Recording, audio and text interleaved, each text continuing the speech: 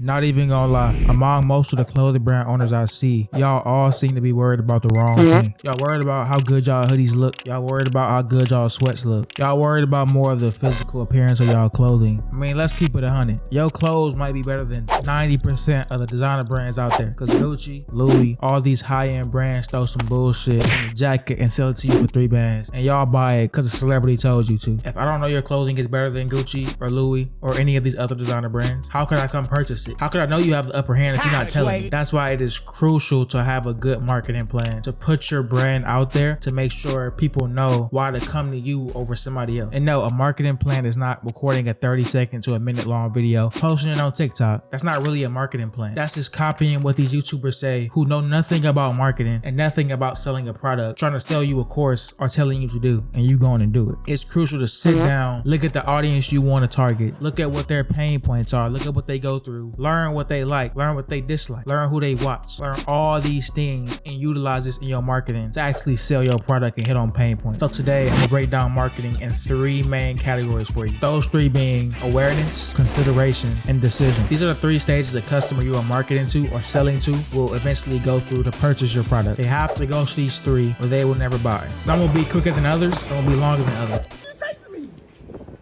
You chasing me? You cannot beat me up. Since anyone you market to or sell to will go through these 3 stages, it is important to have a plan for each of these 3 stages to make sure your marketing is as effective as possible. So let's start with the first one. I don't think I gotta dive too deep into what awareness is, but basically this is the first touch point they will get with your brand. This is when they scroll on the feed and see you on Instagram. This is when they scroll in their Facebook feed and see you on Facebook on an ad. This is when they're scrolling on TikTok and see you on their For You page. This is basically when a customer first comes in contact with your business. This can both be online or offline. This is the most important stage because, as we know, first impressions are always very important. This is where you want to put your best foot forward, have the best ad creative possible, have the best social media post possible, have the best copy possible, and limit all mistakes in your content. So in this stage, you want to primarily focus on content creation and telling your story for your content. All your content should include the likes. It should include the pain points you're breaking with your product. You should include how you share the similar dislikes so you can have common ground with your audience, and they'll be more incentivized to come to your website and see what you're all about. That is the main point of this stage, to get them to know you, not to sell anything. A sale will not always come immediately. You will get lucky sometimes, but you need to focus on building a relationship and getting them to see who you are. So now they're aware of your brand, they know who you are. Now it's consideration. So they're on your website, they're scrolling, they've seen your clothing, they see what you got, they might be interested. Now this is where other marketing channels come into play, and this is where even a sales team come into play. This is where we're actually talking to that lead and talking to that customer or eventual customer in eventual hopes that they will buy from us. So we're still not hoping for a sale at this stage. We're hoping to build a deeper relationship. How we do this is we collect the email, we collect the number on our website. So in my last video, if